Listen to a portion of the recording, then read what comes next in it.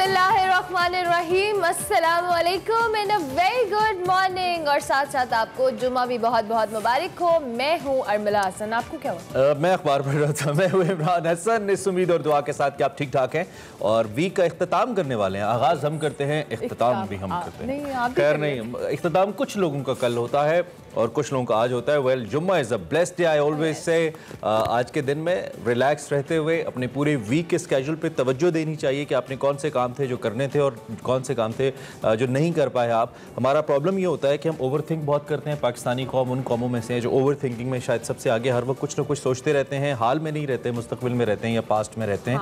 तो मैं कल भी ये बात कहीं पे बैठ के कर रहा था कि जो आज आपका हाल है वो आज से 5 साल पहले आपका मुस्तकबिल था जिसके बारे में आप सोचा करते थे। तो इसको एंजॉय कीजिए ना। आज आप बैठ के अगर 5 साल बाद सोचते रहेंगे तो फिर आप परेशान ही रहेंगे। नहीं, आपको मुस्तकबिल में नजर आ रहे हैं वो आते हुए?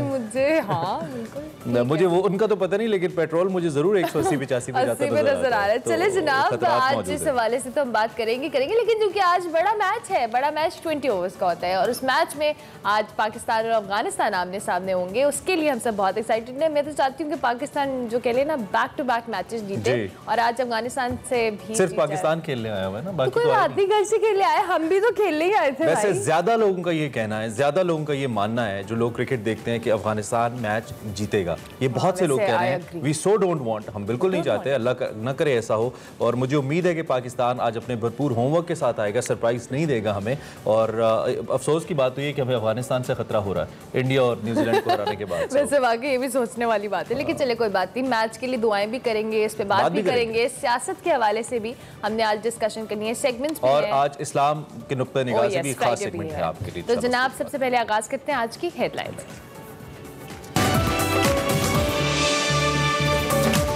डेडलॉक बरकरार, कलादम तंजीम का एहतजाज रोकने के लिए मुख्तलिफ शहरों में रेंजर्स ने पोजीशनें संभाली। जीटी रोड 6 रोज से बंद। कलादम तंजीम का एहतजाज, वजीर आज़म इमरान खान ने कौमी सलामती कमेटी का अहम इजलास आज इस्लामाबाद में तलब कर लिया। रावलपिंडी सील। कलादम तंजीम के एहतजाज के बायस गैर यकीनी की सूरत हाल, शहबाज शरीफ ने हुकूमती मशीनरी पर बेखबर होने का इल्जाम लगा दिया। कराटे इवेंट्स में 50 से ज्यादा मेडल अपने नाम करने वाली नाज़गुल हजारा होंगी एक्सप्रेसो की मेहमान। कौन सा खौफ इंसान के लिए सबसे बड़ा खौफ है, जानिए सेगमेंट माइंड मैटर्स में। और सेगमेंट फ्लैग्स में देखिए आज़रबाईजान की हुब्बुल वतनी की जंग के 44 दिन से मुतल्लिक तकरीब। टॉपिक इतना ज्यादा खौफज़दा नहीं था जितनी आपकी आवाज खौफज़दा। वैसे आज हम खौफ पे बात करेंगे। खौफ पे क्या खौफ है? चले जनाब, खौफ में बड़ी खबर भी आती है।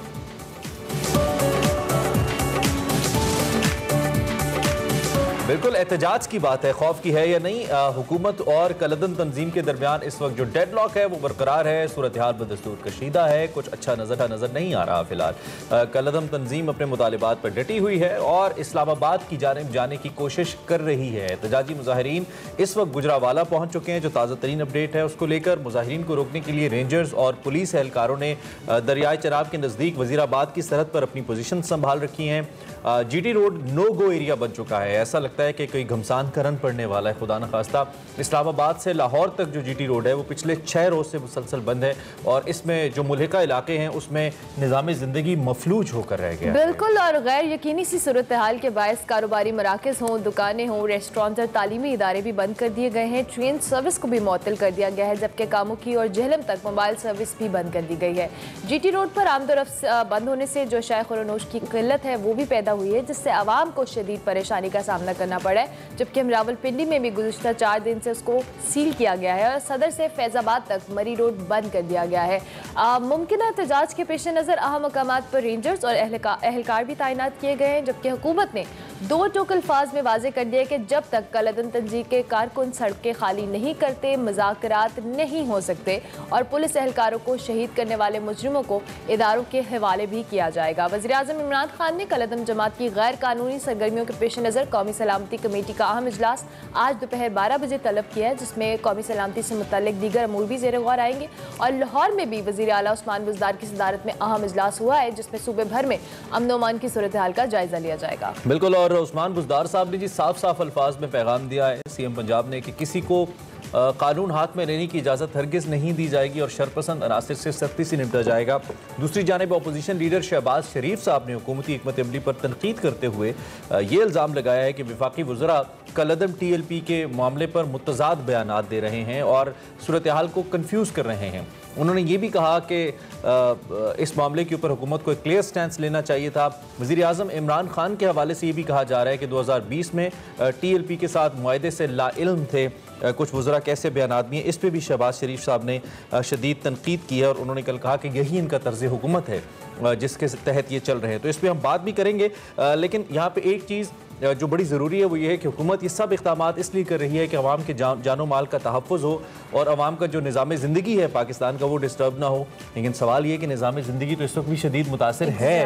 अगर लोग घरों से बाहर नहीं निकल पा रहे, रोड्स को इस्तेमाल नहीं कर पा रहे, तो इस सूरत हाल को बहरहाल हैंडल करना पड़ेगा। इस सूरत हाल को मज़ीद कशीदगी की जानिब लेके जाना किसी के भी हक़ में नहीं है, चूँकि कल भी हमने बात की थी एहतजाज करने वाले भी पाकिस्तानी, एहतजाज रोकने वाले भी फोर्सेस भी पाकिस्तानी। सो ये बहुत अजीब सी सूरत हाल है, इसको बहुत ही अक्लमंदी के साथ मेरे ख्याल में हैंडल करना पड़ेगा। एग्जैक्टली, अक्लमंदी के साथ और बहुत बेहतर अंदाज में करने की ज़रूरत है, क्योंकि डायलॉग के हवाले से गवर्नमेंट कह रही है कि हम इनसे अब तब तक डायलॉग नहीं करेंगे जब तक ये रोड्स को खाली नहीं करते, और ये अपने स्टांस पे वो भी अपने दूसरी जानिब कायम है। जो कलअदम तंजीम है वो भी कहते हैं जो उनके मुतालबात हैं, हुकूमत कहती है जो हमने उनके मुतालबात पूरे कर दिए हैं, सवाए इसके कि जो फ्रांसीसी सफ़ीर है उसको वापस नहीं हम भेज सकते और जो ऑलरेडी पाकिस्तान में मौजूद नहीं है। ये गवर्नमेंट की तरफ से स्टेटमेंट भी है, लेकिन स्टिल जो अभी सिचुएशन नज़र आ रही है उसमें यही है कि अभी जिस तरह से रेंजर्स को तैनात किया गया 60 डेज़ के लिए, उसके साथ साथ तमाम तर जो फोर्सेज हैं उनको इस तमाम सूरत हाल को बेहतर तौर पर हैंडल करने के लिए तैनात तो किया गया है, लेकिन अभी फ़िलहाल बज़ाहिर तो नज़र नहीं आता कि जो कलअदम तंजीम के कारकुन हैं ये इस तरह से आसानी से रोड्स को खाली करेंगे, और गवर्नमेंट के लिए भी नो डाउट ये बहुत चैलेंजिंग है। बिल्कुल, इमलाक को शदीद नुकसान पहुँचाया गया है। आप देख भी रहे हैं अपनी टेलीविजन स्क्रीन पर जो पुलिस की कुछ गाड़ियाँ हैं, दो के कलअदम जमात के जो कारकुनान हैं वो ये क्लेम करते हैं कि ये पुलिस ने खुद किया है। और कल जो कुछ नौजवान भी पुलिस के और एक ऑफिसर भी शहीद हुए तो उनके बारे में ये कहा जा रहा था कि उनकी गाड़ी, उनको हमने नहीं मारा, उनकी गाड़ी शायद किसी इलेक्ट्रिक पोल से टकराई है। इस तरह की बातें की जा रही हैं। सो मल्टीपल किस्म के नैरेटिव्स बिल्ड करने की कोशिश की जा रही है। मेरा सवाल सिर्फ एक है कि ना तो ये लोग कहीं बाहर से आए हुए हैं, ना हमारी फोर्सेस कहीं बाहर की हैं, हम सब पाकिस्तानी हैं। हम अपनी इमलाक को क्यों नुकसान पहुँचा रहे हैं? जिस मसले के ऊपर बात कर रहे हैं मुझे यकीन है और मैं ये बात दावे से कर सकता हूँ कि हमारी फ़ौज का हर जवान, रेंजर्स का हर जवान, पुलिस का हर जवान भी ख़त्म नबूवत के ऊपर उतना ही ज़्यादा बड़ा आशिक़ रसूल है, उतना ही ईमान रखने वाला है जितना कोई वो शख्स जो इस वक्त एहतजाज कर रहा है। तो हमें किसी की नीयत पे कोई शक नहीं है, लेकिन मेरे ख्याल में अमन व आश्ती के साथ इस्लाम अमन व आश्ती का दीन है। नबी करीम सल्लल्लाहु अलैहि वसल्लम ने अमन की बात की है और उन्होंने किसी भी ऐसे मसले के लिए झगड़े की बात नहीं कही, किसी की जानो माल को नुकसान देने की बात नहीं की। उन्होंने कहा कि हम सब में से बेहतरीन वही है जिससे तमाम लोगों के जानो माल महफूज रहें।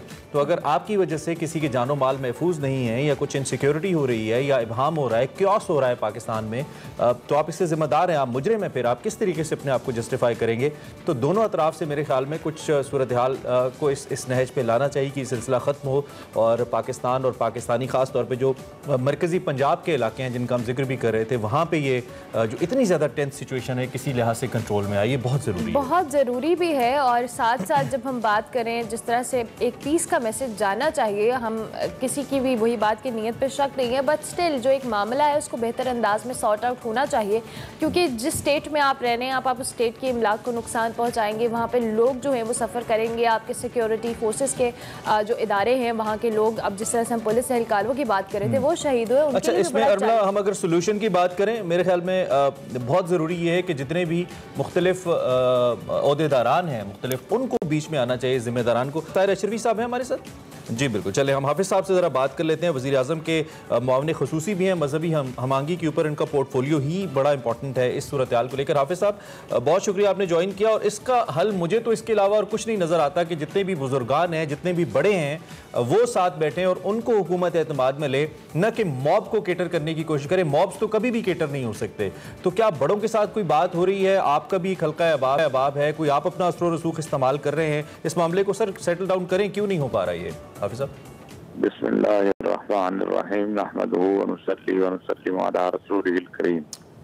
गुजारिश ये है कि जो आपने बात कही, मैं कल ही अपना सऊदी अरब में था, वहाँ से तमाम काम छोड़ के इसीलिए आया हूँ। और कल पाकिस्तान उलमा कौंसिल ने ऐलान किया है कि हम हुकूमत से भी और हम तहरीक लब्बैक वालों से ये कहते हैं कि मुज़ाकरात से मामलात को हल करने की कोशिश करें। हमने कोशिश की है और हम आज फिर आपके जरिए भी कह रहे हैं कि तहरीक लब्बैक की क़यादत जो है वो मुज़ाकरात की टेबल पर बैठे, वो मामलात को देखे, जिद और जो है इरा ये चीजें छोड़ के आप ये देखें कि पाकिस्तान का इमेज क्या जा रहा है और इस्लाम का इमेज क्या जा रहा है। और उसके साथ साथ आप ये देखें कि लोग कितनी तकलीफ में मुब्तला हैं, ना बच्चे स्कूल जा पा रहे हैं, ना कारोबारी अफराद कारोबार कर पा रहे हैं। तो जहाँ तक नमूस रिसालत की बात है, तो वो नमूस रिसालत और अकीदा है खत्म नबूवत का, तो हर मुसलमान चौकीदार है। बेशक ये जो बेचारे पुलिस वाले जो हैं ये निशाना बन रहे हैं, शहीद हो रहे हैं, वो जख्मी तहरीक लब्बैक का हो या शहीद पुलिस का हो या किसी और सलामती के इदारे का हो, वो मेरा ही है ना, वो इस वतन का है, वो कलमा गो है, वो मुसलमान है। और ये इस सारी सूरत हाल में मैं समझता हूँ कि बिल्कुल एक माजी में हमने देखा है और वो माजी के हालात से भी तारीख। हाफिज़ साहब, आप जैसी जो शख्सियात हैं, मेरे ख्याल में प्रैक्टिकली बातचीत करने के लिए भी सियासी शख्सियात के बजाय जैसी शख्सियात को शामिल किया जाए, जो कि एक गवर्नमेंट का जो भी नैरेटिव है वो लेकर इनके पास जाएं, तो मामलात बेहतर तरीके से हल हो सकते हैं। क्योंकि अभी तक हमें न सिर्फ ये नहीं पता कि मुज़ाकरात में बातचीत क्या हो रही है, बल्कि डेवलपमेंट के हवाले से भी नहीं पता। और जो मर रहे हैं यानी कि पुलिस वाले, वो भी हमारी कौम के बच्चे हैं, हमारे कौम के बेटे हैं, और जो मारने वाले हैं वो भी इसी कौम के बेटे हैं, वो भी पाकिस्तानी हैं। तो इसको कहीं ना कहीं इस आग को ठंडा तो करना पड़ेगा। मेरे ख्याल में बहुत सारी आप जैसी शख्सियात को खुद सामने मैदान अमल में आके बात करना होगी, ऐसा लगता है। तो इरादा है ऐसा कोई आपका? बिल्कुल, हम इस पर भी कोशिश कर रहे हैं। हुकूमत आगे मेरे पास एक जिम्मेदारी चेयरमैन पाकिस्तान उलमा कौंसिल की भी है, उस हैसियत से भी हम कोशिश कर रहे हैं। हुकूमत की तरफ से बार बार ये बात आ रही है कि वो जायज़ तमाम मुतालबात इन हालात के बावजूद तस्लीम करने को तैयार हैं, लेकिन जो रियासत की एक रित होती है, बहरहाल ये देखना होगा कि हर 2-3 माह के बाद इस तरह का वाकया और फिर वहाँ पर लाशें गिरना, तो इस पे तारीख लब्बैक की क़यादत को भी और वो खोज करना चाहिए, उनको भी सोचना चाहिए। ये तो जोश तो आएगा ना। बात करेंगे T20 वर्ल्ड कप की। इसके सनसनीखेज मुकाबले जारी हैं और गुज़िश्ता रोज ऑस्ट्रेलिया और श्रीलंका के दरमियान मैच खेला गया। आप देख रहे थे, हमें पता है, जिसमें श्रीलंका ने पहले बैटिंग की, 154 रन बनाए और हदफ के ताक़ुब में ऑस्ट्रेलिया ने 3 विकेटों के नुकसान पर जैसा कि इम्कान था ये हदफ बासानी पूरा कर लिया। लेकिन हमने इस मैच की बात नहीं करनी, आज हमारा अपना मैच है, आज हम अपनी मैच की बात करेंगे। और पाकिस्तान अपना तीसरा मैच आज अफगानिस्तान के खिलाफ खेल रहा है, जो दुबई इंटरनेशनल स्टेडियम में होगा।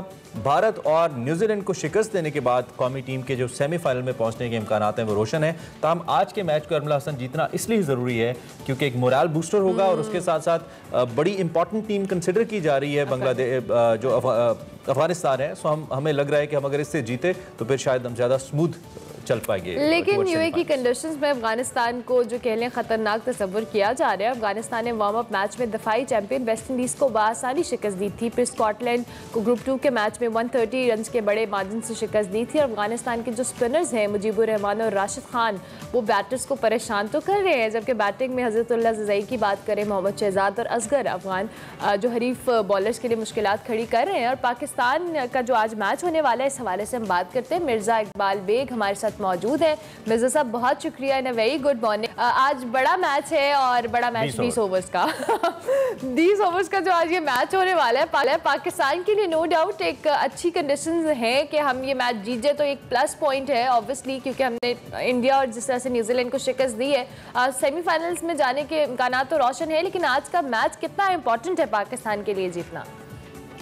सुबह खैर अरमला और इमरान, आपको भी। और आज का मैच बड़ा अहम है, सबकी नजरें इस मैच पर लगी हुई है क्योंकि अफगानिस्तान की टीम के बारे में कहा जाता है कि ये तीनों फॉर्मेट टेस्ट, वनडे और T20 में सबसे ज्यादा मजबूत टीम T20 फॉर्मेट की है, क्योंकि स्टाइल ऑफ प्ले जो है वो T20 का है। जारहाना बैटिंग करते हैं, जान मारते हैं, और खासतौर पर इनको जिस तरह आपने अरमला जिक्र किया कि दो टॉप के स्पिनर्स दुनिया के जो टॉप 5 बॉलर्स में आते हैं T20 रैंकिंग के, राशिद खान और मुजीबुर रहमान की इनको खिदमात हासिल हैं। तो मैं समझता हूँ, और जिस तरीके से आपने बताया कि पहले प्रैक्टिस मैच में वेस्ट इंडीज को हराया, फिर सिर्फ 60 रन पर ढेर किया स्कॉटलैंड की टीम को, तो अफगानिस्तान की टीम खासी मजबूत मुस्तहकम नजर आती है। फाइट तो होगी। पाकिस्तान और अफगानिस्तान का अब तक सिर्फ एक T20 मैच हुआ है, वो भी 8 साल पहले 2013 में जो पाकिस्तान जीता था। लेकिन 8 साल के बाद पुलों के नीचे से बहुत सा पानी बह गया है और अफगानिस्तान की टीम एक मजबूत T20 टीम के रूप में उभर कर सामने आई है। मैं समझता हूँ कि आज के मैच में पाकिस्तान को अफगानिस्तान को आसान नहीं लेना चाहिए, क्योंकि अफगानी टीम कुछ भी करने की सलाहियत रखती है। ठीक है। अच्छा, एक तो ये कि एक अमूमी बात ये कि हमारे बैट्समैन स्पिनर्स को अच्छा खेलते हैं, चूँकि हमारा ताल्लुक इस मशरक़ी पट्टी से है और ये जो एशियन बैट्समैन है वो नॉर्मली अच्छा खेलते हैं। लेकिन दूसरा ये भी होता है कि अगर एक बॉलर कुछ बहुत अच्छा कर रहा हो मिर्ज़ा साहब, तो उस पर होमवर्क भी कर लिया जाता है बॉलर को हमने किस तरीके से खेलना है। जैसे हम राशिद को एक खतरा करार दे रहे हैं, तो आपको लगता है कि जो मैथ्यू हेडन है उन्होंने इस पर काम किया होगा? और चूँकि वेस्टर्न बैट्समैन या जो ऑस्ट्रेलियन बैट्समैन है they play a very good sweep shot to all the spinners, तो ये दोनों ईस्ट और वेस्ट का कॉम्बो आज हमारे काम आ सकता है पाकिस्तानी बैट्समैन के? बिल्कुल आपने सही कहा इमरान, काम तो किया होगा राशिद खान पर। राशिद खान के बारे में बताता चलूं कि इन्होंने सारी क्रिकेट पेशावर में खेली। ये इस्लामिया कॉलेज पेशावर में पढ़ते थे, इन्होंने इंटर किया। इनके उस्ताद कहते थे ये बड़े ज़हीन पढ़ाई में बड़े ज़हीन तालिब इल्म थे, और फिर उसके ये डॉक्टर बनना चाहते थे। लेकिन चूंकि अफगान मुहाजिरीन की एक बड़ी तादाद जब सोवियत यूनियन ने अफगानिस्तान पर हमला किया, तो उसके बाद सब ज्यादातर पेशावर में रहते थे, तो ये वहीं क्रिकेट खेलते थे। अफगानिस्तान में तो इंफ्रास्ट्रक्चर बिल्कुल नहीं है, वहां पर कोई फैसिलिटीज नहीं है, ये सब यहाँ से खेल कर गए। मोहम्मद शहजाद हुआ, राशिद खान हुआ, दीगर क्रिकेटर्स। तो मैं समझता हूँ कि राशिद खान जो है उसको टैकल करना पाकिस्तान के लिए एक बड़ा अहम काम होगा, क्योंकि वो इंडियन प्रीमियर लीग, दुनिया की हर तरह की लीग खेल चुका है और बड़े बड़े बैट्समैनों को आउट कर चुका है। PSL भी खेल चुका है, PSL भी खेल चुका है, और उसमें बड़ा पोटेंशियल है। वो उसके पास वैरायटी बहुत है, लेग स्पिन करता है, गुगली करता है, टॉप स्पिन करता है, फ्लिपर करता है, हर तरह की वैरायटी उसके पास है और बड़ा डिफिकल्ट है। बैट्समैन अगर कई डॉट बॉल्स खेल लेता है तो अंडर प्रेशर आकर उठा के मार देता है। तो मैं समझता हूँ राशिद खान के लिए स्ट्रेटेजी प्लान की होगी, लेकिन मुजीबुर रहमान को भी आप नजरअंदाज नहीं कर सकते। जिस तरह की उसने बॉलिंग की है स्कॉटलैंड के खिलाफ, तो ये कॉम्बो जो है मैं समझता हूँ पाकिस्तान को पहले ये 8 तो मेरे साहब कल जब शाम को हम बात करते क्रिकेट के ऊपर, तो सईद अजमल साहब ने एक तजवीज़ दी थी कि पाकिस्तान को शायद मोहम्मद हफीज को या किसी को ड्रॉप करके सरफराज को ट्राई करना चाहिए, वो स्पिनर्स को बेहतर खेलते हैं। आप इस तजवीज़ से मुत्तफिक हैं? मेरे ख्याल में ये अभी विनिंग कॉम्बिनेशन में कोई तब्दीली नहीं करेंगे। आज जो मैच होगा मेरे ख्याल में ये उसी टीम को उतारेंगे। फिर इसके बाद जो 2 मैचेस हैं आपके स्कॉटलैंड और नमीबिया से, उन मैचेस में शायद ये ट्राई करें, लेकिन इस वक्त कोई रिस्क नहीं लेगी पाकिस्तान की टीम मैनेजमेंट। वो अपने उसी कॉम्बिनेशन को उतारेगी कि जो यहाँ पर खेल रहा है पहले 2 मैचेस। ठीक हो गया मिर्जा साहब, पहले 2 मैचेस में तो टॉस जीता, हमारी किस्मत भी अच्छी थी, हमें कंडीशंस भी सूटेबल मिली और फिर हम टॉस भी जीत गए और हमने जो फैसले लिए वो हमारे लिए बहुत अच्छे साबित हुए। आज के मैच में आपको क्या लगता है, पाकिस्तान को अपनी स्ट्रैटेजी के हवाले से दोबारा गौर करना होगा? बाबर आजम के लिए ऑब्वियसली स्पिनर्स का मैच होगा, कुछ किसी और प्लेयर को ट्राई करना या अपनी सिचुएशन या अपनी स्ट्रैटेजी को चेंज करना इनके लिए पॉसिबल है या इस पे गौर करना चाहिए इनको? मेरे ख्याल में प्लान तो बनाया होगा, plan A, plan B, plan C, team management ने प्लान तो बनाया होगा। लेकिन कल आपने देखा जो ऑस्ट्रेलिया का और श्रीलंका का मैच हुआ दुबई इंटरनेशनल क्रिकेट स्टेडियम की, इस विकेट बिल्कुल आसान नजर आ रही थी विकेट। तो अगर आज इसी तरह की विकेट पर मैच हुआ तो फिर अफगानी स्पिनर्स पाकिस्तान को इतना ज्यादा दबाव में नहीं ला सकते जिस तरह की कल फ्लैट विकेट थी।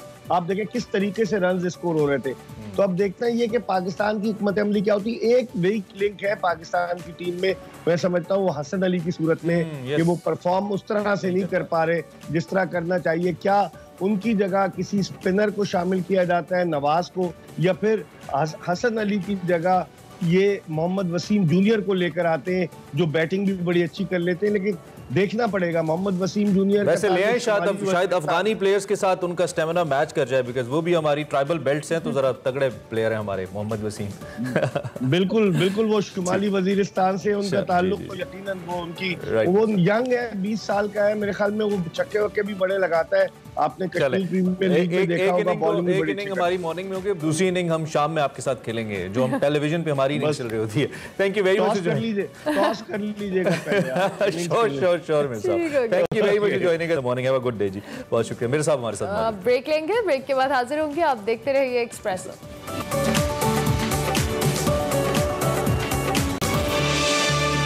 आगे बढ़ते हैं और बात करते हैं, इनफैक्ट मिलवाते हैं अनदर एक्सप्रेसो हीरो से। आपकी मुलाकात करवानी हमने कराटे चैंपियन नाज़गुल हज़ारा, आप जानते हैं इनको, हमारे साथ मौजूद हैं। इन्होंने अर्ज़े पाक के लिए कराटे इवेंट्स में 50 से ज़ायद मेडल्स अब तक जीत चुके हैं। न सिर्फ कौमी बल्कि बैनुल अक़वामी सतह पर भी पाकिस्तान का नाम मुतारिफ करवाया है, रोशन करवाया है, और कमाल की प्लेयर हैं और पूरी दुनिया के अंदर कम्पीट कर चुकी हैं। आज एक्सक्लूसिवली हमारे साथ लाइव मौजूद। बिल्कुल, नाज़गुल हज़ारा हमारे साथ मौजूद हैं। नाज़गुल, वेलकम टू एक्सप्रेसो, कैसी हैं आप? शुक्र अल्लाह, आप कैसे? बिल्कुल ठीक। नाज, वैसे तो मुझे डर लगता है उन खवातीन से, हम पहले और आपके साथ जब हम बात भी करें, इमरान ने भी कहा कि आप हमें कराटे को रूटे, आप तो वो ये इमरान को जरा कराटे सिखाने। नाज़गुल, सबसे पहले तो ये बताएं, आप सिखा सकती हैं? जी बिल्कुल, व्हाई नॉट। नाज़गुल, मुझे अपनी इस चैंपियन बनने की कहानी के हवाले से बताएं। स्टार्ट आपने कैसे किया? आपको कराटे का शौक था, सेल्फ डिफेंस का शौक था, और फिर आपने किस तरह से अपने इस स्पोर्ट को परस्यू किया? पहले तो मुझे इतना शौक नहीं था क्योंकि मैं बहुत छोटी थी और मुझे नहीं पता था। जब मैं एडमिशन लेने गई मुझे ये भी नहीं पता था ये कराटे क्लब है। उसके बाद मैंने एडमिशन लिया, फिर मेरा जो जैसे गुलाम अली हज़ारा, वो खुद 3 टाइम्स मतलब गोल्ड मेडलिस्ट है और हिट्रिक किया है। अच्छा। उसके बाद जब मुझे पता चला ये कराटे, उसके बाद आहिस्ता आहिस्ता मैंने सीखना शुरू किया और मैं हमारे जो उस्ताद ट्रेनिंग करवाते थे हमें। के बाद मैं तकरीबन 2008 से मैंने खेलना शुरू किया। ठीक है। 4 मंथ के बाद मैं नेशनल खेलने गई हैदराबाद में, 5th नेशनल। अच्छा। फिर उसके बाद वहाँ मेरा सिल्वर मेडल आया और मुझे वहाँ से और मतलब मोटिवेशन मिली कि अगर मैं 4 महीने में कुछ कर सकती हूँ तो मैं आगे भी कुछ करूँगी। और एक तो ये कि कितने अरसे से खेल रही हैं आप प्रोफेशनल कराटे इवेंट्स में हिस्सा ले रही हैं, नंबर 1। नंबर 2, सबसे बड़ा एजाज अब तक कौन सा है जो आपने जीता है इन 50 मेडल्स के अंदर? इंटरनेशनली मैंने साउथ एशियन गेम्स जो नेपाल में हुआ था उसमें मेरा सिल्वर मेडल आया और ब्रॉन्ज मेडल आया। अच्छा, गोल्ड और सिल्वर दोनों है? वाह जी। और नेशनल गेम्स जो 2019 में पेशावर में हुआ था उसमें मेरा डबल गोल्ड आया। जबरदस्त। अच्छा नाज़गुल, ट्रेनिंग्स आप किस तरह से करती है? क्योंकि अब जिस तरह से हम बात करते हैं, आपका जहाँ से ताल्लुक, वहाँ पर ख़वातीन के लिए इस तरह का स्पोर्ट इख्तियार करना, खेलना, और कराटे स्पेसिफिकली, फिर आप माशाल्लाह से हिजाब भी लेती हैं, और आपको वैसे भी जब हम इंटरनेशनली भी जाते हैं तो ऑब्वियसली बहुत सारी ख़वातीन हमारे शो पे आती है, वो इस तरह के मामलात का जिक्र करती हैं। आपको कुछ चैलेंजेस रहे इस सारे सफ़र में? जी बिल्कुल, चैलेंजेस तो मतलब अगर हम कुछ नया करते तो उसमें चैलेंजेस जरूर आते हैं। यहाँ जो बलोचिस्तान हम मतलब रहते, जहाँ हम रहते, मतलब इससे पहले इतना वो नहीं था, अवेयरनेस नहीं था। लोग मतलब अगर हम क्लब जाते थे लड़के हमें आवाज देते थे।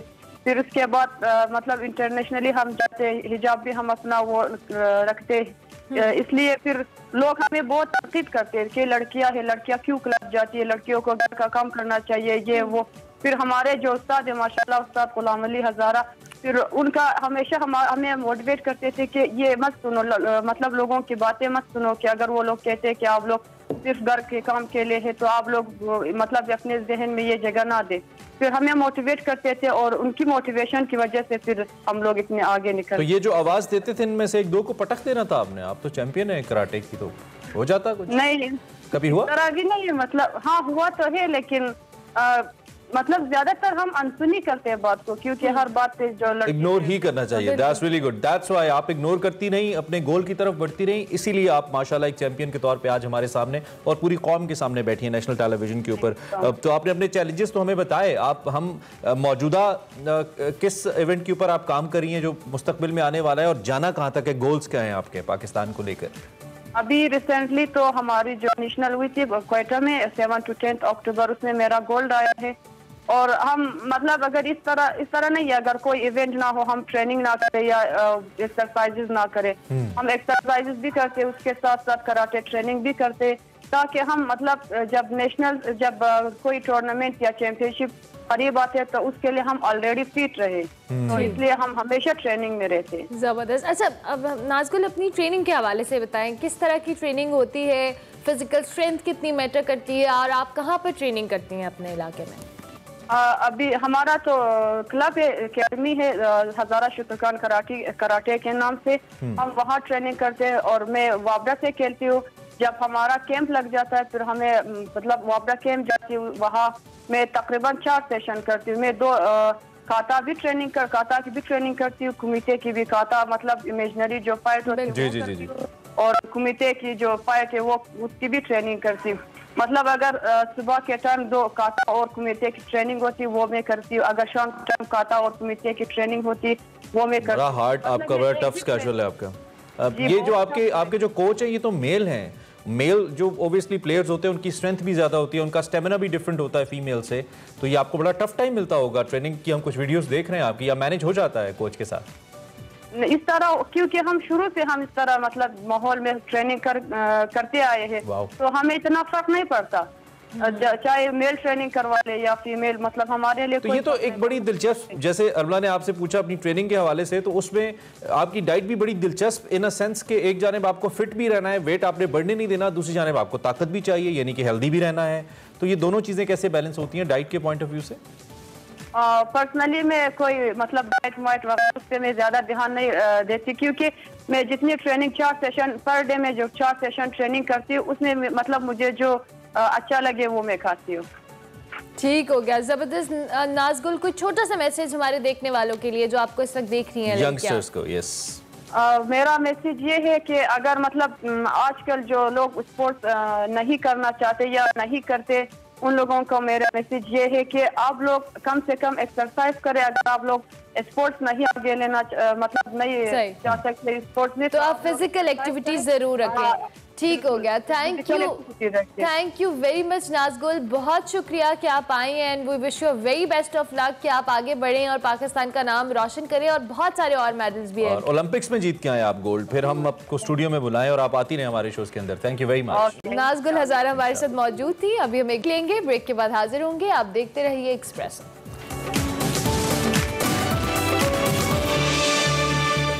Welcome back to Expresso. अच्छा चले, ठीक है। सफाई निस्फी मान है जी, और सफाई रखना बहुत ज़रूरी है। हम मुख्तलिफ औकात में ऐसे मौज़ूआत लेकर आते रहते हैं जिससे थोड़ा सा एहसास भी रहे हमें खुद भी और आपको भी सफाई का, और पाकिस्तान को क्लीन रखने का, और अपने आसपास का माहौल साफ़ रखना हम सबकी ज़िम्मेदारी है। पाकिस्तान में हुकूमती सतह पर और आवाम अपने तहत तो अपने तई कहना चाहिए मोहल्लों और शहरों में सफाई का मिशन लेकर चलते रहते हैं, करते रहते हैं। आज हम आपकी मुलाकात एक ऐसी शख्सियत से करवाते हैं जो यंग हैं। उन्होंने मिशन क्लीनर पाकिस्तान के नाम से एक मुहिम चला रखी है, और उनसे हम बात करते हैं और जानते हैं कि मिशन क्लीनर पाकिस्तान के मकासद क्या हैं और किस तरीके से ये सफाई का काम कर रहा है पाकिस्तान के मुख्तलिफ शहरों में, और अब तक कितने शहरों में इस हवाले से ये अपने इस कैंपेन को लेकर जा चुके हैं और क्या इकदाम किए जा रहे हैं। इसी पर बात करने के लिए हमारे साथ मौजूद हैं खुशहाल पराचा, जो कि प्रोग्राम मैनेजर हैं मिशन क्लीनर पाकिस्तान के। उनको हम खुशामदीद कहेंगे। बहुत शुक्रिया खुशहाल पराचा कि आपने अर्ली द मॉर्निंग हमें ज्वाइन किया। और अच्छा, सबसे पहले तो हम आपके इस मिशन क्लीनर पाकिस्तान के हवाले से जानना चाहेंगे बेसिकली ये कैंपेन है क्या, इसका पर्पस क्या है, और अब तक कितने शहरों में आप लोग जा चुके हैं? अस्सलाम वालेकुम, thank you very much for the introduction. जो मिशन क्लीनर पाकिस्तान है वो एक कोलैबोरेशन है 3 ऑर्गेनाइजेशंस के बीच में, Philip Morris Pakistan, seed ventures और एंटरप्रेन्योरशिप यूथ डेवलपमेंट सोसाइटी। और इस मूवमेंट का जो मेन पर्पस है वो ये है कि एक माइंडसेट चेंज हमने इनिशिएट करना है, क्योंकि हम लोग का एक जनरल ट्रेंड होता है कि जब भी कोई बाहर निकलता है शहरों में तो वो कहते हैं कचरा बहुत है।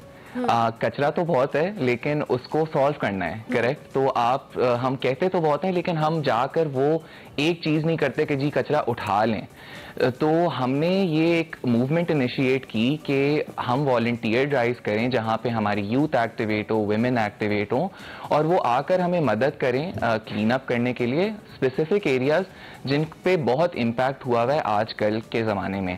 और ये करंटली प्रोजेक्ट 4.5 सूबों में है और इसको हमने करंटली कंडक्ट कर रहे हैं फरवरी तक, जहाँ पे हम क्लीन अप ड्राइव्स करेंगे, हम उस एरिया को सफा करेंगे और उसके बाद हम उस कम्युनिटी को चीज़ें देंगे जैसे डस्टबिन्स देंगे उस एरिया में कि वो उस जगह को सफा रहे रखें। और सफा रखने के बाद हमारी प्लान्स हैं कि हम उनसे फॉलो अप करें कुछ हफ्ते बाद या कुछ महीनों बाद कि उनकी सफाई की एक्टिविटीज़ कैसी जा रही हैं। अभी तक हमारी 3 ड्राइव्स हो चुकी हैं, एक कराची में, एक क्वेटा में और तीसरी ड्राइव हमारी एक और होने वाली है क्वेटा में। और हमारी फ्यूचर ड्राइव जो हैं नेक्स्ट वीक हमारी एक बालाकोट में ड्राइव हो रही है, एक और ड्राइव हमारी लाहौर में हो रही है। और ऐसी ड्राइव हमारी होती रहेंगी अनटिल हम एक माइंडसेट चेंज क्रिएट करें यूथ में और लोगों में जो बाहर निकलते हैं कि अगर आप कभी कचरा देखें तो आप भी कंट्रीब्यूट करके उस कचरे को उठा लिया करें। बहुत ज़बरदस्त थॉट भी है और बहुत ज़बरदस्त अमल भी है। ये जो आपकी मुहिम है, कैंपेन है, ये आप अपनी मदद आपके तहत चला रहे हैं या इसमें किसी की सपोर्ट भी है आपके साथ, खुशहाल? जी, तो हमारी कोलैबोरेशन फिलिप मॉरिस पाकिस्तान के साथ है जो कि हमारे फंडिंग पार्टनर हैं। उसके अलावा हमारा एक NGO है जो entrepreneurship and youth development society है जो हमें हेल्प करता है वॉलंटियर्स एंगेज करने के लिए। और सीड वेंचर्स जहाँ का मैं पार्ट हूँ वो हमें हेल्प करता है प्लानिंग में।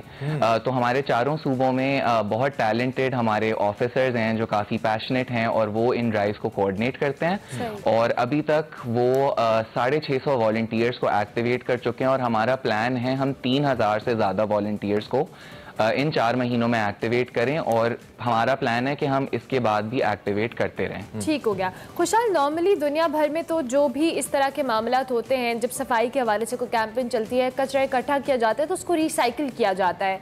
आप लोग भी इस कैंपेन में इस रिसाइकलिंग के प्रोसेस के हवाले से कोई इकदाम करें?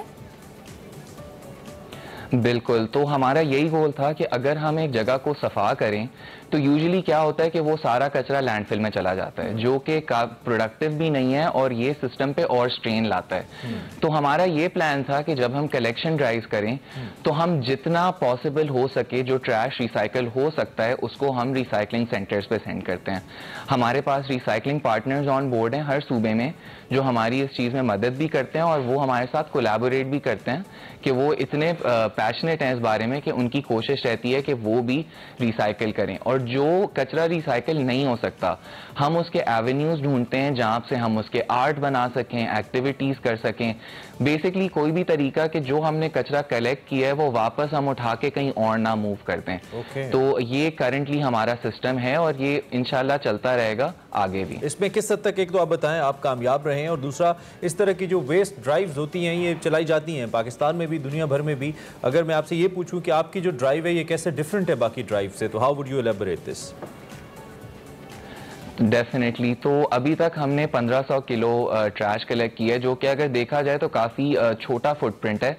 लेकिन चूंकि हमारी ड्राइव्स कंटिन्यूअली होती जा रही हैं सिटी में और हमारे वॉलंटियर्स अब हमें रीच आउट करते हैं, हर दिन हमें मैसेजेस आते हैं कि आप कब आ रहे हैं, आप कब क्वेटा आ रहे हैं, कब पेशावर आ रहे हैं। और हमारे लिए बड़ी प्राउड चीज़ है कि अब लोग हमें पूछ रहे हैं कि हमें कोलैबोरेट करना है, हमने पार्टनर करना है, हमें आना है। जो हमारे लिए डिफरेंट इस बार ये है कि ये पहली बार हुआ है कि पाकिस्तान के चारों सूबों में सेवरल सिटीज में कंटिन्यूअली ड्राइव हो रही हैं। यूजुअली क्या होता है कि या आप देखेंगे सी व्यू पे ड्राइव हो जाती है और उसके बाद चुपचाप हो जाता है। एवरी वीक इधर उधर चीजें हो जाती हैं या कुरंगी या अदर एरिया। एक बात मैं जानना चाहता हूँ, आई एम क्यूरियस अबाउट कि इन सब ड्राइव्स के अंदर लोगों का रवैया, बेहतियाती, ये सब कॉमन है या कहीं पे आपको ज़्यादा चैलेंजिंग और कहीं पे कम चैलेंजिंग लगा? आपका एक्सपीरियंस क्या है अब तक जो पाकिस्तान के डिफरेंट जगहों पे आपने काम किया है, ज़रा थोड़ा सा शेयर करें। हमने जो नोटिस किया है वो ये है कि यूथ हमारी बहुत पैशनेट है, उनको बहुत जज्बा है कि वो चेंज लाएं, और हमने यही देखा है कि उनका रवैया बहुत सीरियस है कि वो क्लीन अप करना चाहते हैं। तो हमने यही देखा है कि हमारी ड्राइव में हम लोग जब ट्रैश बैग्स देते हैं तो लोग बार बार आते हैं, एक नहीं, दो नहीं, तीन राउंड लगाते हैं, 3 घंटे हमारे साथ गुजारते हैं कि वो वेस्ट कलेक्ट करें। तो एक बड़ा अच्छा साइन है कि वो ये नहीं है कि उन्होंने 2-3 चीजें बैग में डालकर कुछ तस्वीरें लेकर वो चले गए, लेकिन तो वो बहुत पैशनेट हैं, इसलिए वो आते जाते हैं। खुशहाल, ये एक छोटा सा सवाल कि वॉलंटियर्स आप लोग किस तरह से ऑन बोर्ड लेते हो अपनी कैंपेन में, ताकि जो लोग इस वक्त आपको देख रहे हैं वो भी आपके साथ इस कैंपेन का हिस्सा बन सकें? बिल्कुल, तो हमारा फेसबुक पेज है सीड वेंचर्स, उससे हम लोग काफ़ी अपने वॉलंटियर्स को इकट्ठा करते हैं। हम लोग की यूनिवर्सिटीज़ और स्कूल्स के साथ कोलैबोरेशंस हैं जो कि हमें रीच आउट करते हैं और हम भी उनको रीच आउट करते हैं।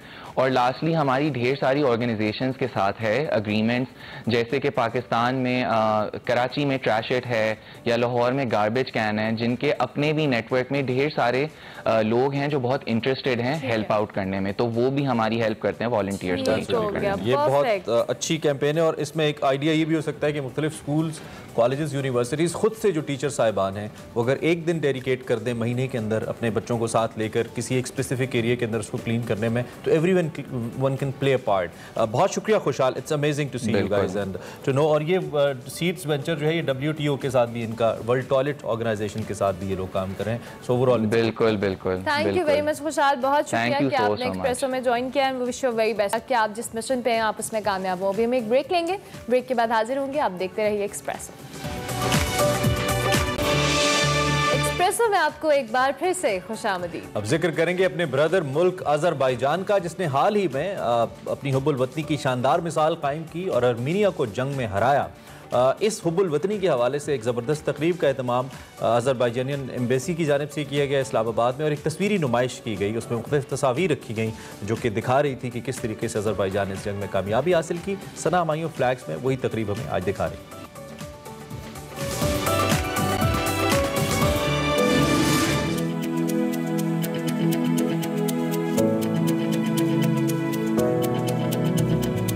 सेंटोरस इस्लामाबाद में आज़रबाईजान के सिफारत खाने ने आज़रबाईजान की हुब्बुल वतनी की जंग के 44 दिन से मुतालिक एक नुमाइश का एहतमाम किया।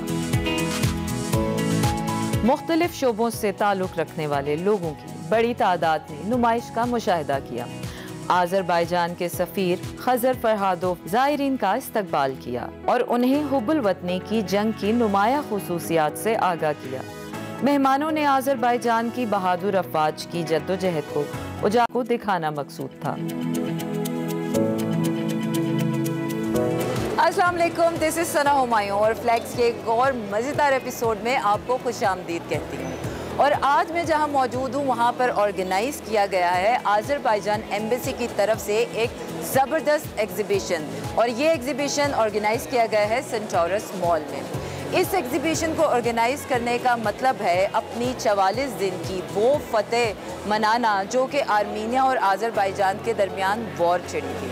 So it was a war of blood and tear, but it's a beautiful moment to celebrate, ताकि दुनिया जान सके कि आज़रबाईजान ने ये जंग कैसे जीती और पाकिस्तान ने इसमें अपनी मॉरल सपोर्ट किस तरह से अदा की है। So रहिए मेरे साथ और जानिए कि इस इवेंट में क्या क्या होता है।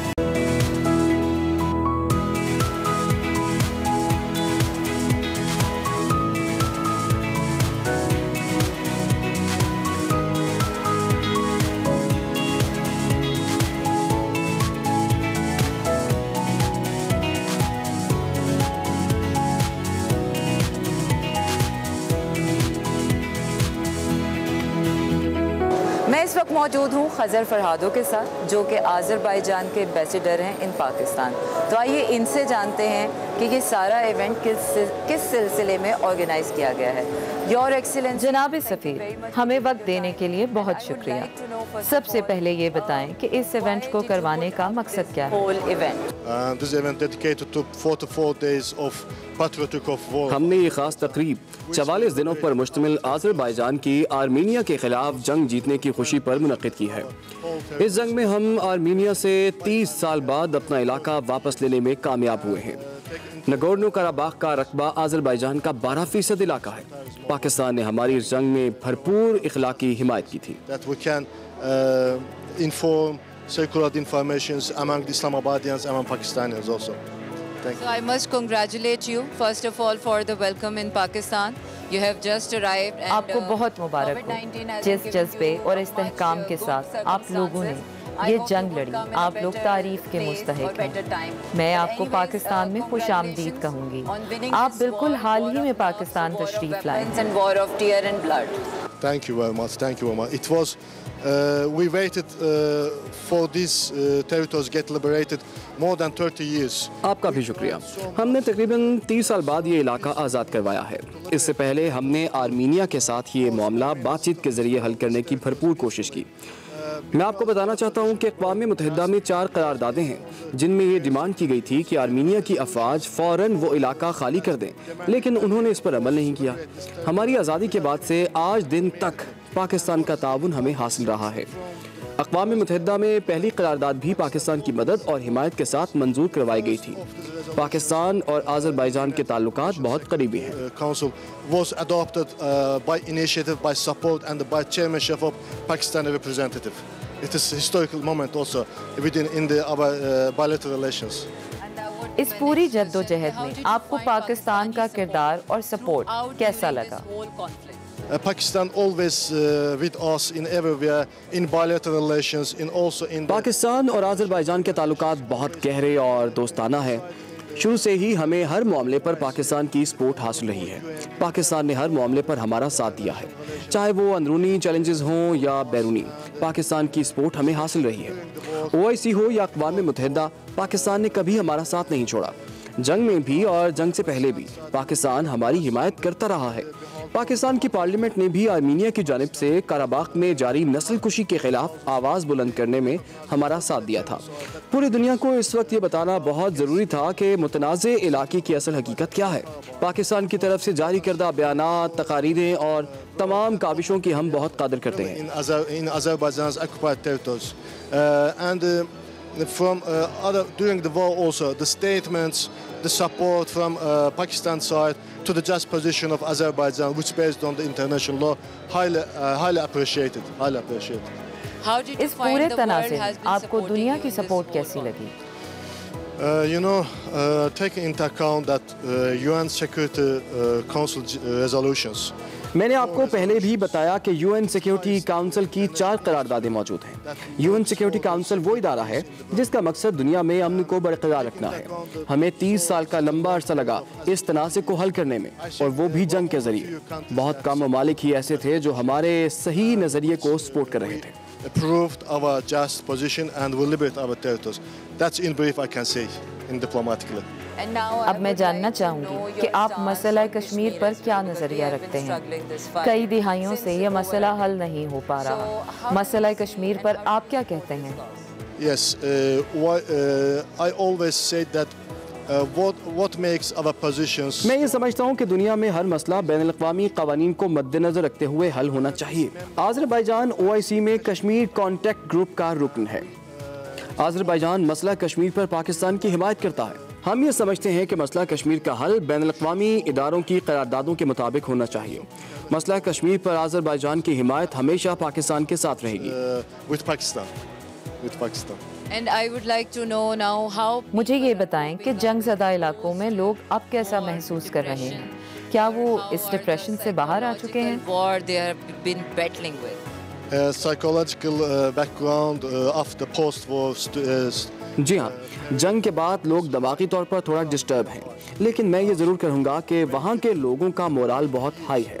वहाँ के बासियों ने सुकून हासिल करने के लिए 30 साल जिद्दोजहद की है। 1 मिलियन महाजरीन 30 सालों से अपने घर जाने का इंतज़ार कर रहे थे।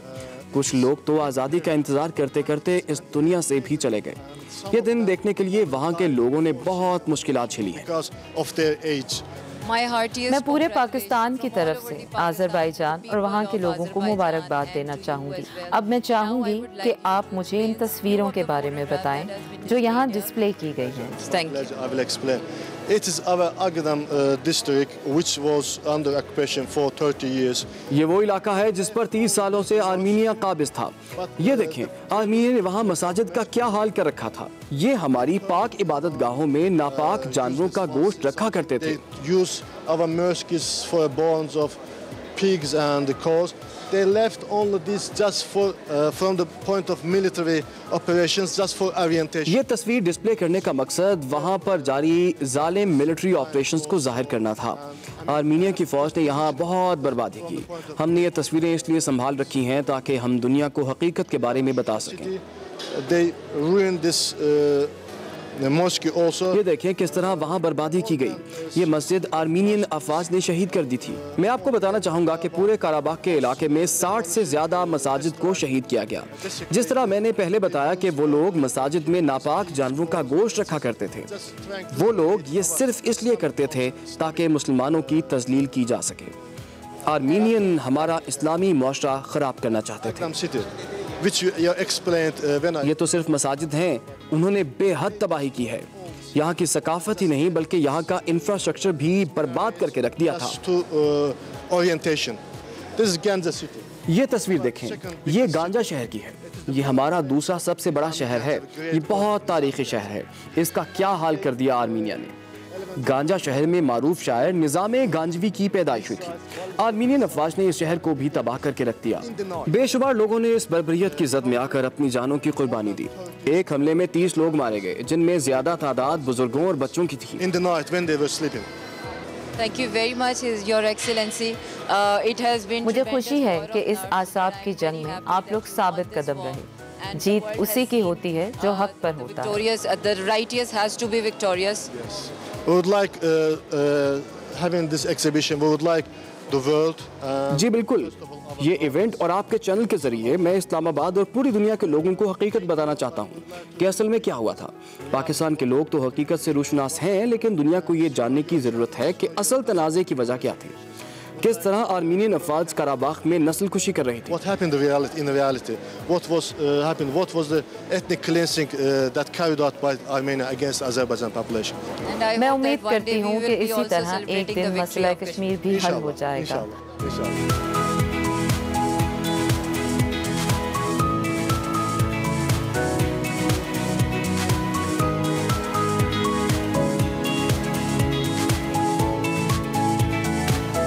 They occupied this territory with help of others for 5 years.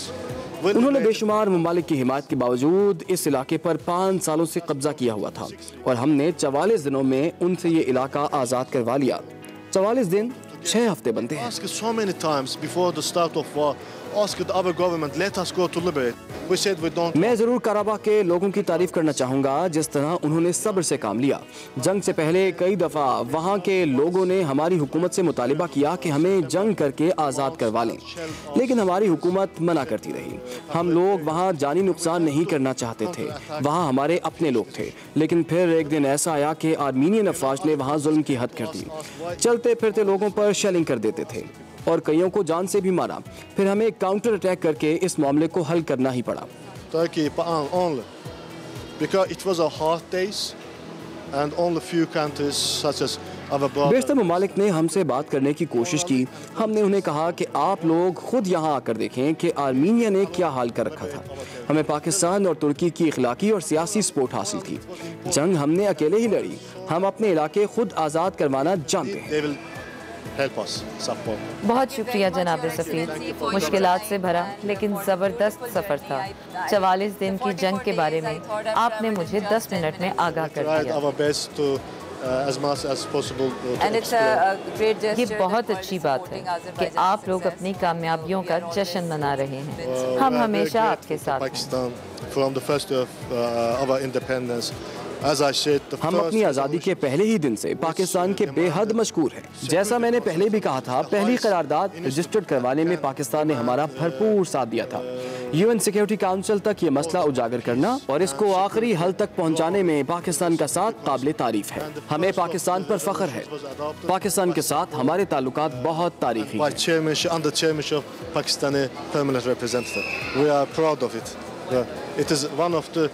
special, a point in our historical relations with Pakistan. बिल्कुल जनाब, ये आज का इवेंट आपने देखा and I hope it has been कुछ हैप्पीनेस और सैडनेस की मिक्स्ड फीलिंग के साथ, but it's a great victory. आपसे मुलाकात होगी फिर अगले हफ्ते किसी नए गेस्ट के साथ, फिर किसी नई जगह पर। तब तक रखिए अपना ख्याल, मुझे दीजिए इजाज़त, अल्लाह हाफ़िज़। Welcome back to Expresso. और अब हम बात करते हैं कुछ आज खौफ के बारे में। माइंड मैटर्स हमारा सेगमेंट है जिसमें मुख्तलिफ मौज़ूआत लेकर आते हैं। खौफ का ज़िंदगी से क्या ताल्लुक है, इसका इम्पैक्ट क्या आता है ओवरऑल। आज हम ज़रा खौफ को डिस्कस कर सकते हैं। आज का mind matter. Thank you so much अरमलाइन इमरान। वकार साहब, आज का जो हमारा टॉपिक है वो फियर के बारे में है। सबसे बड़ा फियर कौन सा है? क्या सबसे बड़ा फियर डेथ का है? जैसे ये कहा जाता है कि डेथ जो है वो सबसे ज़्यादा एक खौफ में मुब्तला करने वाली चीज़ है और इंसान हमेशा डेथ से बहुत ज़्यादा खौफज़दा रहा है। लेकिन शायद हम इसको अगर लिस्ट डाउन करें तमाम फियर्स को, तो हमें ये देखना पड़ेगा कि मदर ऑफ ऑल फियर्स की हम किस चीज़ को कह सकते हैं। या खौफ, बहुत सारे खौफ हैं। मतलब आप बहुत सारे लोग जो हैं वो स्पाइडर से डरते हैं, बहुत सारे लोग सांपों से डरते हैं। हमें मालूम है कि ये जहरीले होते हैं, हमें मालूम है कि इनके पीछे हमें किसी हद तक हक़ाइक़ का इल्म है और शायद इसी वजह से एवोल्यूशन में हमने इनके साथ खौफ एक डेवलप कर लिया। बहुत सारे खौफ ऐसे हैं जिनके हवाले से हमारे पास कोई रैशनल कोई आर्गूमेंट्स नहीं है। हमें नहीं मालूम होता। मसलन अगर आपको कोई बंदा कहता है कि वो परों से डरता है या कोई बतख से डरता है, तो उसके पीछे कहीं ना कहीं कोई वजह तो है, लेकिन हमें ये मालूम नहीं हो पाता अभी तक। बहुत सारे ऐसे खौफ हैं जिनके बारे में हमें कोई ज़्यादा क्लियर नहीं है कि ये बुनियादी तौर पे इनके पीछे वजह। एवोल्यूशन में ऐसा क्या हुआ कि ये इससे हमारा खौफ डेवलप हो गया। अंधेरे का खौफ है, अंधेरे का हमें मालूम है कि अंधेरे का खौफ है, उसके पीछे वजह क्या है एवोल्यूशन में। बट बहुत सारे खौफ हैं जिनकी मालूम नहीं होता। अच्छा, एक खौफ है जिसको ज़ैनोफोबिया कहते हैं, और ज़ैनोफोबिया है जो फियर ऑफ अननोन। और ये फियर ऑफ अननोन जो है, it can be called mother of all fears. Even death का जो भी खौफ है वो भी किसी हद तक ज़ैनोफोबिया के साथ इसके, यानी आप नीचे देखेंगे ना तमाम फोबियाज को और खौफों को, तो उसमें आप फियर ऑफ अननोन हर जगह उसकी कारफरमाई आपको नजर आएगी। डेथ के हवाले से भी अननोन की एक फैक्टर तो है ना, बहुत यानी अननोन के हवाले से, तो शायद वो उस वजह से ज़ैनोफोबिया वहाँ पे भी आपको इसकी कारफरमाई नजर आएगी, बहुत सारी और जगहों पे नजर आएगी। बल्कि आज दुनिया की जिस सतह पे हम बैठे हैं, हमारा इल्म जो कुछ हमें मालूम है और जो कुछ ऑफकोर्स मालूम नहीं है, इन तमाम चीज़ों को भी देखा जाए तो इसके पीछे फियर ऑफ अननोन जो है वो बड़ा अमेजिंग। हमारे बहुत सारे इरेशनल थॉट्स हैं, उनके पीछे फियर ऑफ अननोन है। इरेशनल थॉट्स इसलिए फियर ऑफ अननोन उसके पीछे फियर है बिकॉज एवोल्यूशन के अंदर, ये इर्तिका के अंदर जिन चीज़ों को हम नहीं जानते थे, हम अमूमन मैं मिसाल देता हूँ, जरा बिजली के कड़कने को हम नहीं जानते थे कि बिजली क्यों कड़क रही है, इसी तरीके से जलजले क्यों आ रहे हैं, या बहुत सारी चीज़ें थी हमें मालूम नहीं था कि हो क्या रहा है। तो जब हमें जहाँ पे चीज़ मालूम नहीं होती कि ये क्यों हो रहा है, तो इंसान जो है, इंसानी जो दिमाग है वो गैप्स पसंद नहीं करता, वो फिल करता है गैप्स को। और जहाँ हमें मालूम नहीं था तो एक अनसर्टेनिटी थी जिसके वजह से आप यूँ समझिए कि वो कंफर्टेबल नहीं था, जिसकी वजह से उन गैप्स को फिल किया गया इरेशनल थॉट्स से। ठीक है, मिसाल के तौर पे अगर आपने बिजली कड़क रही है तो लोगों ने सजदे दे दिए, सजदे दे दिए कि शायद ये खुदा है, चाहे ये रैशनल था, लेकिन वजह ये थी कि बिकॉज अननोन, यानी गैप तो माइंड पसंद नहीं करता, माइंड गैप को पसंद नहीं करता, वो उसको फिल करता है, वो फिल चाहे रैशनल थॉट्स की वजह से करे। तो आज हमारे यहाँ पूरी दुनिया के अंदर जितने भी गैर अकली रवैये नजर आते हैं, उनके पीछे भी किसी जगह पे अगर आप इन्वेस्टिगेट करेंगे तो आपको फियर ऑफ अननोन मिलेगा, यानी उसकी जो वजूहात है फियर ऑफ अननोन है। अच्छा, फिर आप ये देखिए कि जो आपके यहाँ स्टोरी है या ड्रामा है या आपके यहाँ जो आप क्या कह सकते हैं नॉवल है या फिक्शन है, इसके पीछे तमाम जो फियर ऑफ अननोन है वो काम कर रहा होता है। काम इस तरह कर रहा होता है कि हर सक्सेसफुल ड्रामा, हर सक्सेसफुल नावल जो है उसका आप देखें ना, एक अननोन को लेके चलता है, और वो कितना स्ट्रॉन्ग है वो अननोन, ये डिपेंड करता है कि वो उसकी इतनी पॉपुलैरिटी होगी। ये आज से नहीं, 2500 साल पहले से लेके ग्रीक्स में इडिपस रेक्स, मुझे इस वक्त एक ड्रामा याद आ रहा है, सोफोक्लिस का, आप याद, अब वो सोफोक्लिस का वो जो ड्रामा है उसमें आपने देखा होगा कि वो जो किंग है वो, उसके बारे में ऑफ कोर्स एक बताया जाता है उस वक्त का कोई फकीर या कि वो बताता है कि तुम अपनी वालिद जो है उसको कत्ल करोगे, माँ से शादी करोगे।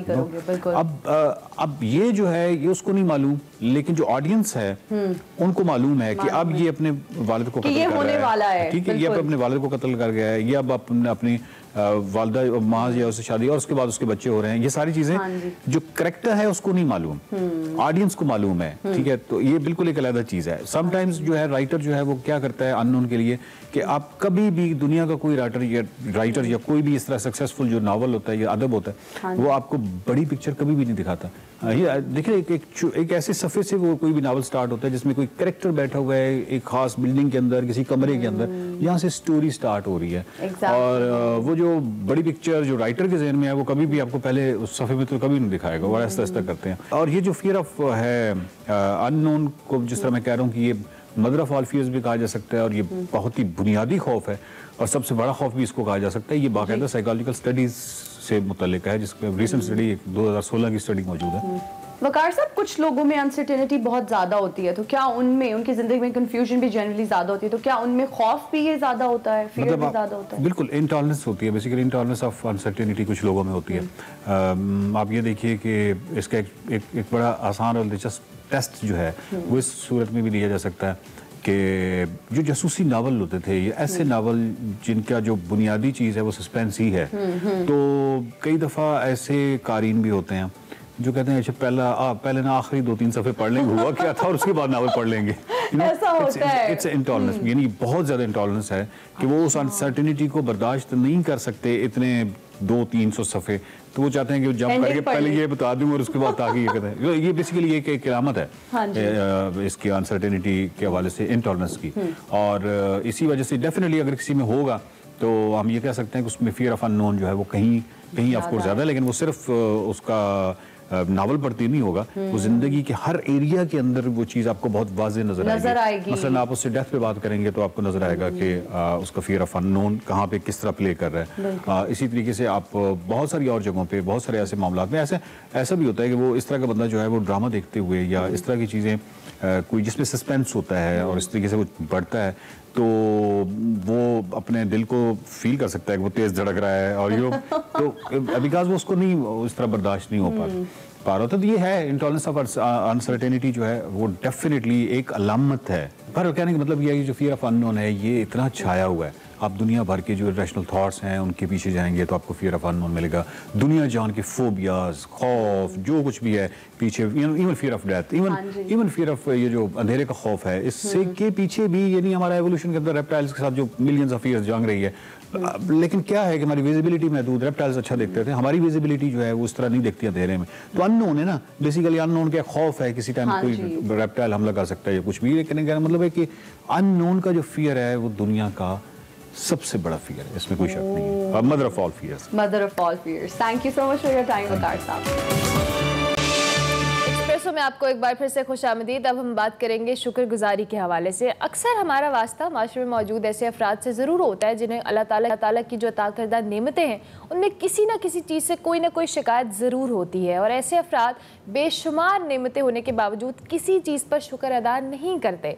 हमारी ख्वाहिशात इंसान की ऐसी होती हैं जो कभी मुकम्मल नहीं होती। हमें एक चीज़ हासिल हो जाती है, फिर हमें दूसरी का लालच होता है और फिर ये सिलसिला चलता ही चला जाता है।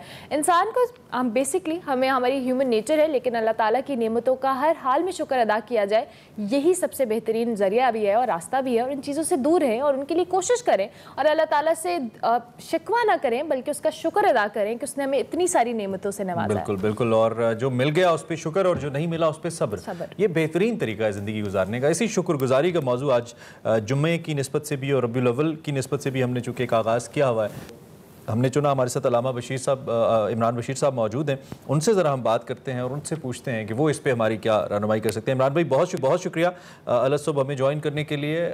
मौजू बड़ा दिलचस्प भी है, बड़ा अच्छा भी है, और कहीं ना कहीं मुझे लगता है कि हम सब इसका शिकार भी हैं, नाशुक्री जिसे कहते हैं। कहीं ना कहीं हम सब शिकवा कर जाते हैं मालिक की ज़ात से, हालांकि ये भूल करके उसने हमें कितना नवाजा है। ये रवैया क्या है और इससे बचें कैसे, चूँकि बहरहाल ये डालता तो शैतान ही है मुझे लगता है हमारे जहन में। बिस्मिल्लाहिर्रहमानिर्रहीम, नहमदुहु व नसल्ली अला रसूलिहिल करीम। हदीस पाक में आता है कि नबी करीम सल्लल्लाहु अलैहि वसल्लम ने फरमाया कि 3 चीज़ें तुम्हें दुनिया आखिरत में निजात दिलाएंगी। वैसे तो आका करीम की हर बात में ही दुनिया आखिरत की निजात है, लेकिन अल्लाह के महबूब जब निजात का लफ्ज़ साथ जोड़ दें तो फिर किस दर्जे में उसमें निजात होगी। आपने फरमाया सलासु मुंजियात, 3 चीज़ों में तुम्हारी दुनिया आखिरत की निजात है। सबसे पहली चीज़ फरमाई खशियतुल्लाहि फिस्सिर्रि वल अलानिया, अल्लाह का खौफ सामने रखना, कैमरे की आंख से ना डरना, किसी और से ना डरना, किसी भी इंसान से ना डरना। डरना तो उस ज़ात से जो तुम्हारी शारक से भी ज़्यादा करीब है। दूसरी चीज़ इरशाद फरमाई अल-क़स्द फ़िल फ़क़्रि वल ग़िना, जो हमारी बहन ने जिस बात का तज़किरा किया ना कि हम इतनी नेमत आ जाती है तो और के चक्कर में पड़ जाते हैं और इसी हसरत के साथ दुनिया से चले जाते हैं। आपने फरमाया हमेशा, चाहे तुम मालदार हो चाहे गरीब हो, हमेशा अपने आप को म्याना रवि में रखने की कोशिश करना, अपनी जात पे अपनी ख्वाहिशात पे लगाने की बजाय दूसरों पे खर्च करना। ये अपना दिमाग अगर तुम सेट कर लोगे तो दुनिया आखिरत में निजात पाओगे। और तीसरी चीज फरमाई अल अदल फिल गज़ब वर रज़ा, हमेशा अपने गुस्से को कंट्रोल रखना, अपने माइंड को सेट रखना, इसको ठंडा रखना और नीचे वाला जो अल्लाह ने पोर्शन बनाया है इसको गर्म रखना, एक्सरसाइज वगैरह करना अपने आप को एक्टिव रखने के लिए। तो ये तीन चीजें, अल्लाह का खौफ और अपने आप को थोड़े पे इक्तिफा करना, और तीसरे नंबर पे फरमाया कि अपने आप को गुस्से से बचाना। ये तीन चीजें। दूसरी चीज अल्लाह ताला कुरान पाक में एक मिसाल दे के समझाते हैं कि एक बस्ती के पास बहुत अमन इत्मीनान की कैफियत से वो जिंदगी गुजार रहे थे। ज़रबल्लाहु मसलन क़रियतन कानत आमिनतन मुतमइन्ना, अमन भी था इत्मीनान भी था। यातिहा रिज़्क़ुहा रग़दन मिन कुल्ली मकान, हर तरफ से रिज़्क़ ही रिज़्क़ आ रहा था। फ़कफ़रत बिअनवामिल्लाह, रब की नेमतों की नाशुक्री की। फ़अज़ाक़हल्लाहु लिबासल जू'i वल ख़ौफ़ि बिमा कानू यसनाऊन, तो नाशुक्री की वजह से अल्लाह ताला ने खौफ का और भूख का लिबास उनको पहना दिया। अब हमने आना इसके हल की तरफ कि इसका हल है क्या, क्या करना चाहिए। आका करीम सल्लल्लाहु अलैहि वसल्लम के घर में तो सूरत हाल ये है कि 2-2 महीने गुजर रहे हैं और चूल्हा तक नहीं जल रहा। और क्या पेशकश क्या हो रही है कि अगर आप फरमाएं तो ओहद का पहाड़ आपके लिए सोना बना दिया जाए। तो आपने फरमाया ना, मुझे ये पसंद नहीं है, बल्कि मुझे ये पसंद है कि मैं एक वक्त का खाना खाऊं तो अल्लाह का शुक्र अदा करूं, दूसरे वक्त का ना खाऊं तो अल्लाह के साथ सब्र वाला मामला करूं, क्योंकि अल्लाह की मदद या सब्र पर है या शुक्र पर है। ये तो था बड़े लोगों की बड़ी कुर्बानियां। अब अल्लाह के महबूब से पूछा गया कि बाद में आने वाले लोग साबिर और शाकिर कैसे बनेंगे। तो अल्लाह के महबूब सल्लल्लाहु अलैहि वसल्लम ने बड़ा ज़बरदस्त नुस्खा इरशाद फरमाया, काश कि हम सब उसकी नियत कर लें तो यकीन करें दुनिया में रहते हुए जन्नत के मज़े हासिल कर सकते हैं। फरमाया मन नज़रा फिद्दीनी इला मन हुआ फौक़हू, जो दीन में अपने से ऊपर वालों को देखे, अंबिया को, अहलुल बैत को, सहाबा को, ताबी को, जो कुर्बानियां करके गए हैं। और फिर दुनिया इला मन हुआ दूनहु, और दुनियावी एतबार से अपने से नीचे वालों को देखें। कतबहुल्लाहु साबिरन व शाकिरा, अल्लाह ताला इसको साबिर भी बना देंगे और शाकिर भी बना देंगे। हम इसके उल्ट चलते हैं जिसका अल्लाह के महबूब ने यूं जिक्र किया, वमन नज़रा फिद्दीनी इला मन हुआ दूनहु, जो दीनी एतबार से अपने से नीचे वालों को देखे, मैं ओदे नालों तो चंगा गावा, ये जुमला छोड़, ये जुमला छोड़ का वास्ता है। हम उनके मुकाबले में क्या कर रहे हैं। और फिर दुनिया इला मन हुआ फौक़हू, और दुनियावी एतबार से मेरे पास मेहरान है, उसके पास क्रूजर है, मैं ये कर रहा हूँ, वो ये कर रहा है, ये ना करें। तो फरमाया का लम यक्तुबुल्लाहु साबिरन वला शाकिरा, ऐसा बंदा जिस रविश में हम चल रहे हैं, तो फरमाया ना अल्लाह के कागजों में साबिर बनेगा, ना अल्लाह के कागजों में शाकिर बनेगा। तो शाकिर शुक्र करने वाला और सब्र करने वाला, दोनों का आसान नुस्खा फरमाया, दीन में अपने से ऊपर वालों को देखें और दुनियावी एतबार से जो मेरे बाहर दरवाजे पे खड़े हैं उनका कसूर क्या है और मेरा आपका इस सीट पे बैठ के कमाल क्या है। इसको थोड़ा सा अगर सोच लें तो अल्लाह की कसम, अल्लाह की नेमतों की कदरदानी आना शुरू हो जाती है। और हदीस पाक में आता है, जब इंसान अल्लाह की शुक्रगुजारी करता है, कदरदानी करता है, जो रब ने दिया है मेरी औकात से बहुत ज्यादा बढ़कर दिया है, तो अल्लाह जल्ला जलालहू की तरफ से नेमतों की फरमानी। बेशक।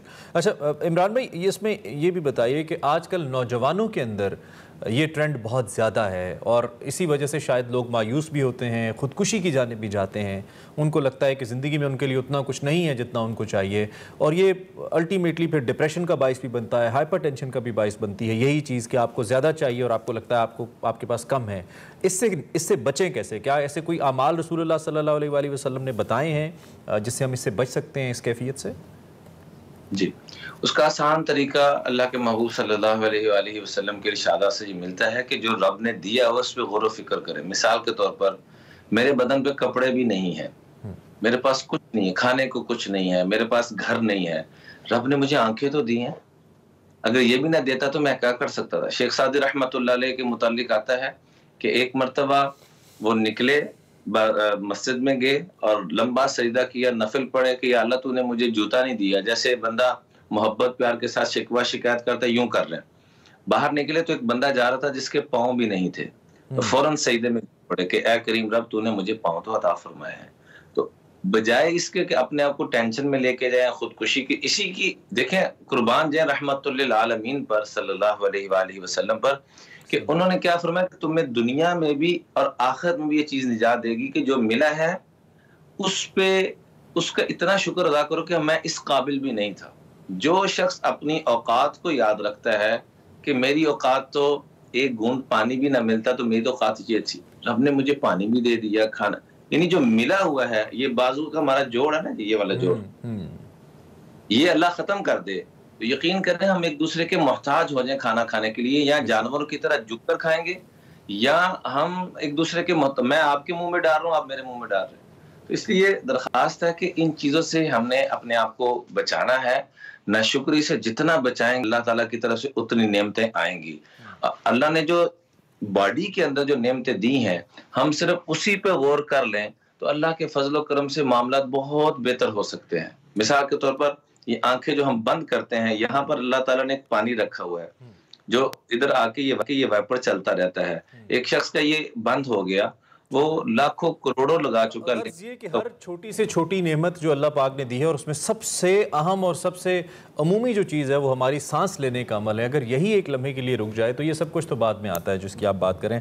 अलामा बहुत शुक्रिया, आपने इस अहम मौजू को मुख्तसर वक्त में जितना मुमकिन हो सकता था हमारे लिए बयान फरमाया। और जितने भी लोग हमें देख रहे हैं, हम अपने आप की भी इस्लाह करते रहते हैं।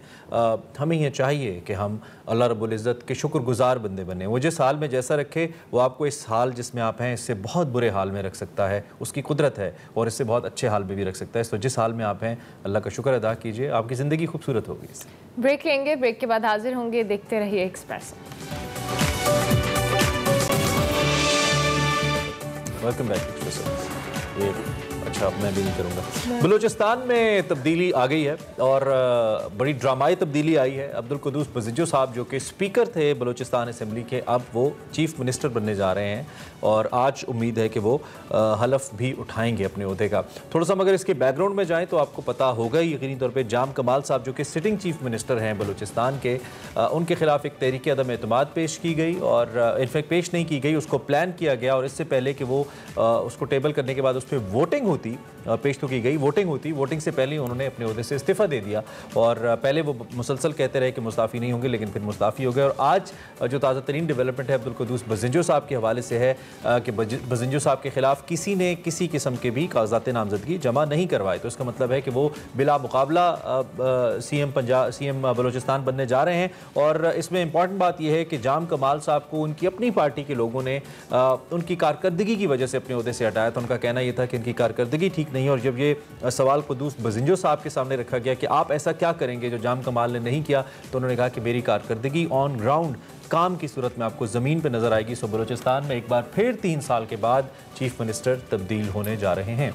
चले जनाब, बलूचिस्तान की सूरत हाल की तो बात की, लेकिन ओवरऑल मुल्क भर में अगर डेंगू की बात करें तो वो भी अब कुछ हद तक हमें कंट्रोल में आएगा नज़र आने वाले दिनों में, क्योंकि कल हमारे पास जो उनके डेंगू कंट्रोल प्रोग्राम के वो भी आए थे रिप्रेजेंटेटिव, उन्होंने भी यही बोला था कि चूँकि अब मौसम बदल रहा है और सारा कुछ चीज़ें बेहतर होंगी, टेम्परेचर थोड़ा लो होगा तो डेंगू का खतरा जो है टल जाएगा। लेकिन स्टिल अभी खतरा टला नहीं है। आप सब लोग एहतियात करें डेंगू के हवाले से और अपने घरों में सफाई का खास तौर पर ख्याल रखें, ये ज़्यादा इंपॉर्टेंट है। उसके साथ साथ जी हर उस मच्छर पे नजर रखें जिसने चेक्स की शर्ट पहनी हुई है, मच्छर अब दूर रहने, दूर रहने पे मजबूर होना चाहिए। हाँ, वाकई बड़ा जरूरी है, एहतियात बहुत जरूरी है। साथ साथ शाम को हमारे पास, आपके पता है हमने अभी मैच की बात की है, शाम को भी 5 से 7 आपका और हमारे साथ रहता है। हम मैच में बात करते हैं जोश जगाते में, लेकिन सबसे अच्छी बात यह है कि हमारा जो बेस्ट ऑफ है उसकी टाइमिंग हमारे शो की टाइमिंग से बिल्कुल मैच हो चुकी है, यानी कि अब आप सैटरडे और संडे को एक्सप्रेसो का जो बेस्ट ऑफ देख सकते हैं वो 9 से 11 बजे तक की सुबह देख सकते हैं। तो आपने बिल्कुल मिस नहीं करना। कल हमारा बेस्ट ऑफ चलेगा। हम लाइव शो में आपको मंडे को मिलेंगे